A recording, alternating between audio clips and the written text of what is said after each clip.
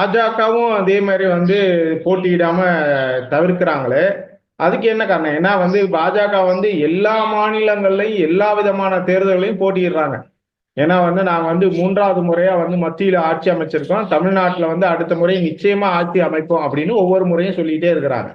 அப்படி இருக்கும்போது அவங்க இந்த வருகிற 2026 சட்டமன்ற தேர்தலுக்கு முன்னோட்டமா தான் இந்த தேர்தல்கள்லாம் பார்க்கப்படுது. இடைத்தேர்தலா இருக்கட்டும், அதுக்கு முன்னாடி வரக்கூடிய மற்ற எல்லா தேர்தல்களுமே, நாடாளுமன்ற தேர்தலா இருக்கட்டும், எல்லாமே அப்படிதான் பார்க்கப்படுது. அப்படி இருக்கும்போது அதிமுக்கியமான, அதாவது தங்களோட கட்டமைப்பை வலுப்படுத்த வேண்டிய ஒரு இடத்துல இருக்க பாஜகவும் இந்த தேர்தலை புறக்கணிக்கிறது எப்படி நம்ம பார்க்க முடியும்? அதாவது நாடாளுமன்ற தேர்தலும் சரி, அதுக்கு முன்னாடி நடந்த சட்டமன்ற தேர்தலும் சரி, எல்லா கட்சிகளும், ஒரு சில கட்சிகளை தவிர எல்லா கட்சிகளும் எல்லா விதமான பரிசு பொருட்கள் எல்லா விதமான இதுலையும் பண்ணாங்க.